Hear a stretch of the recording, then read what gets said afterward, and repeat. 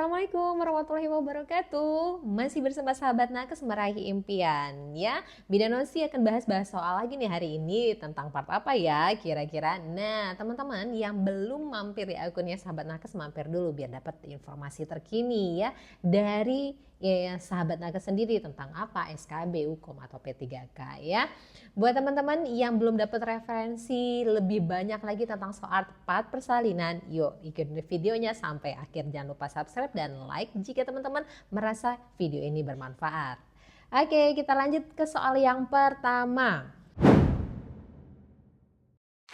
Seorang ibu hamil G1P0A0 usia kehamilan 39 minggu ya datang ke puskesmas dengan keluhan nyeri perut yang teratur sejak 4 jam yang lalu.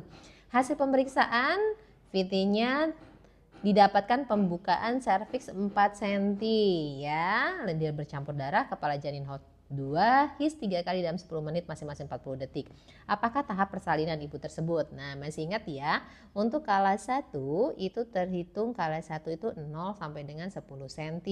Nah, kala 1 sendiri terbagi menjadi laten yaitu 0 sampai dengan 3 cm dan fase aktif lebih dari 4 cm sampai dengan pembukaan lengkap. Jadi untuk kasus ini teman-teman langsung aja to the point, masuknya kemana? Ke kala 1 fase aktif. Betul ya. Nah, sekarang kita masuk ke soal yang nomor 2. Di sini ada seorang ibu G2P1A0 usia kehamilan 39 minggu datang dengan keluhan nyeri perut sejak 5 jam yang lalu. Hasil pemeriksaan serviks 6 cm. Nah, hisnya 3 kali dalam 10 menit masing-masing 50 detik, DJJ-nya 144, janin hot 3, ibu tampak cemas dan sering mengejan dini. Wah, masih buka 6 cm nih. Fasilitas tersedia lengkap termasuk partograf. Sebagai bidan apa pendekatan asuhan yang paling tepat? Kalau di sini kita melihat ada dari identifikasi kondisi klinisnya G2P1A0 normal ya. Gak ada masalah, 39 minggu aterem, hisnya juga masih aktif, pembukaan masuk kala 1 fase aktif ya, DJJ-nya juga normal, ketubannya juga utuh, belum ada indikasi untuk dilakukan amniotomi. Ingat, kalau ketuban utuh, pembukaannya belum lengkap, tidak langsung indikasi ya amnio ya. HOTS 3, kepalanya belum masuk PAP ya, dia masih di HOTS 2. Berarti ini juga tidak dianjurkan untuk amniotomi lebih dini gitu ya. Nah, sekarang kita perhatikan apakah yang A merujuk juga tidak, memberikan analgetik juga bukan ya. Lakukan amniotomi bukan bagian indikasi, masih di HOTS 2, bukaan 6 cm ya. Tunggu hingga pembukaan lengkap tanpa intervensi karena DJJ normal ya. Kalau tanpa intervensi juga salah gitu. Nah, apa yang harus kita pilih? Yang D, betul sekali. Memberikan dukungan emosional, evaluasi teknik nafas, pantau kemajuan persalinan dan partografi ya. Nah, buat teman-teman mau dapat info terkini ya, promo tryout SKBD Sahabat Nakes, mau tahu infonya nih, Sahabat Nakes akan memberikan promo untuk teman-teman yang mengikuti tryout SKB ya.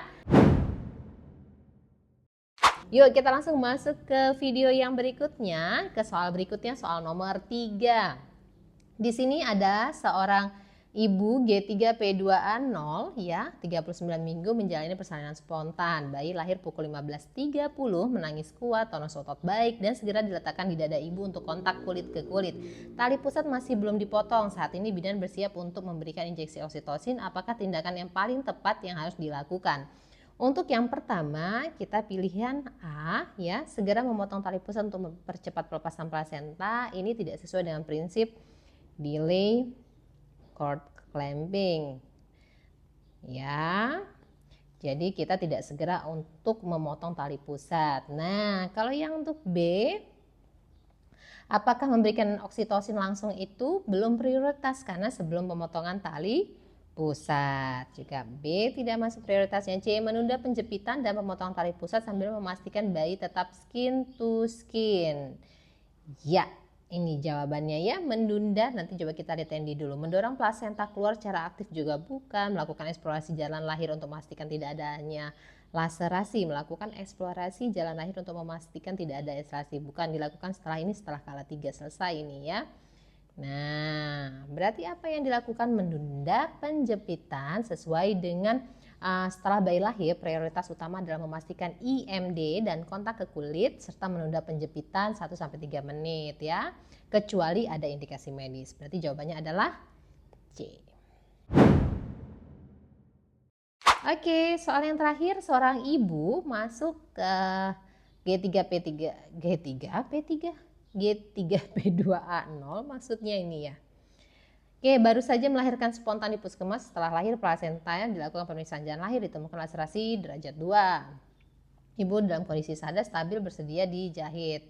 Anda menyiapkan tindakan penjahitan. Teknik penjahitan hektik yang paling tepat untuk menangani kondisi tersebut adalah, nah, untuk laserasi derajat 2 yaitu robekan itu mencapai otot perineum tanpa sfinkter ani ya. Teknik yang disarankan adalah teknik jelujur. Banyak digunakan untuk menghemat waktu, menjaga penumpukan benang, dan menyebabkan nyerinya lebih sedikit dibandingkan jahitan yang terputus. Coba kita perhatikan di sini.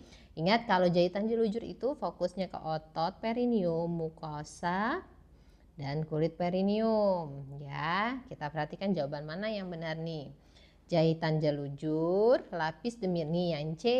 Kita perhatikan jahitan jelujur lapis demi lapis dimulai dari otot perineum lalu mukosa dan kulit ya. Jawabannya adalah C. Oke, buat teman-teman, tadi sudah ada soal tentang part persalinan dan masih banyak lagi materi yang akan dibahas di Sahabat Nakes. Jangan sampai ketinggalan satu video pun. Jadi harus ikutin sampai akhir ya. Nah, kalau teman-teman mau request juga boleh nih, pengen bahas apa, catat di kolom komentar ya. Terima kasih, semoga bermanfaat. Wassalamualaikum warahmatullahi wabarakatuh.